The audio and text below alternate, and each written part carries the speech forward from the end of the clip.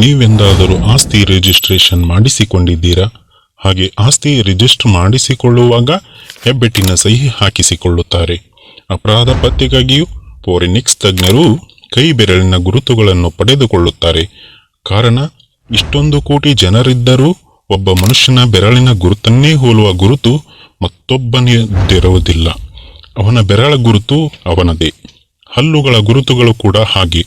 ಬರೀ ಬೆರಳು ಮತ್ತು ಹಲ್ಲುಗಳ ಗುರುತುಗಳಲ್ಲೇ ಅಷ್ಟೊಂದು ವೈವಿಧ್ಯತೆ ಇದೆ ಎಂದಾದರೆ, ಬಗೆ ಬಗೆಯಾಗಿ ಯೋಚಿಸಿ ಕಲ್ಪನೆಗಳನ್ನು ಹುಟ್ಟು ಹಾಕುವ ಬಗೆ ಬಗೆಯ ಜನಾಂಗಗಳ ವಿಭಿನ್ನ ಪರಿಸ್ಥಿತಿಗಳಲ್ಲಿ ಬೆಳೆಯುವ ನಮ್ಮ ಮನಸ್ಸು ಮತ್ತು ಸ್ವಭಾವಗಳು ಅದೆಷ್ಟು ವೈವಿಧ್ಯಮಯವಾಗಿರಬಹುದು. ವಿವಿಧ ಅಭಿರುಚಿಗಳ ನಮ್ಮ ಚಿಂತನೆಗಳು ಅದೆಷ್ಟು ವಿಭಿನ್ನವಾಗಿಯೇ ಇರಬಹುದು. ತೇಟು ಅವನಂತೆ ಇವನ ಗುಣ, ಅವರ ಸ್ವಭಾವ ನನಗೆ ಗೊತ್ತು ಎಂದೆಲ್ಲ ಹೇಳಿಬಿಡುತ್ತೇವೆ.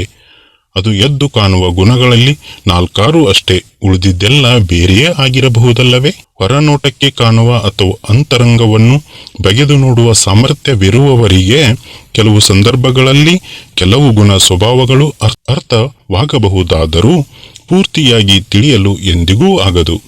ಅಷ್ಟೇ ಏಕೆ, ನಮ್ಮ ಮನಸ್ಸು ಹೀಗೆ ಎಂದು ಹೇಳಲು ನಮ್ಮಿಂದಲೂ ಸಾಧ್ಯವಾಗದು. ಏಕೆಂದರೆ ನಾಳೆಗೆ ಅದು ಬದಲಾಗಬಹುದು. ಮನುಷ್ಯರ ಮನಸ್ಸೆಲ್ಲವೂ ಎಷ್ಟು ವೈವಿಧ್ಯಮಯವೋ ಅಷ್ಟೇ ಚಂಚಲ ಕೂಡ. ಒಬ್ಬರಂತೆ ಒಬ್ಬರ ಮನಸ್ಸು ಇರಲು ಹೇಗೆ ಸಾಧ್ಯವಿಲ್ಲವೋ ಹಾಗೆಯೇ ನಮ್ಮ ಸ್ವಂತ ಮನಸ್ಸು ಕೂಡ ಒಂದೇ ರೀತಿ ಇರದೆ ಬದಲಾಗುತ್ತಿರುತ್ತದೆ. ಕೆಲವು ಆನುವಂಶಿಕವಾಗಿ ಬಂದ ಹುಟ್ಟು ಗುಣಗಳ ಹಾಗೆಯೇ ಉಳಿಯಬಹುದಾದರೂ ತಿಳುವಳಿಕೆಯ ಪ್ರಭಾವದಿಂದ ಅವು ಬದಲಾಗುತ್ತವೆ. ಇಂದು ಆತ್ಮೀಯ ಮಿತ್ರನಾಗಿದ್ದವನು ನಾಳೆ ಯಾವುದೋ ಸಣ್ಣ ವಿಷಯಕ್ಕೆ ಶತ್ರುವಾಗಿ ಕಾಡಬಹುದು, ಅಥವಾ ಪರಮ ಶತ್ರು ಒಬ್ಬ ಆತ್ಮೀಯ ಮಿತ್ರನಾಗಿ ಬಿಡಬಹುದು.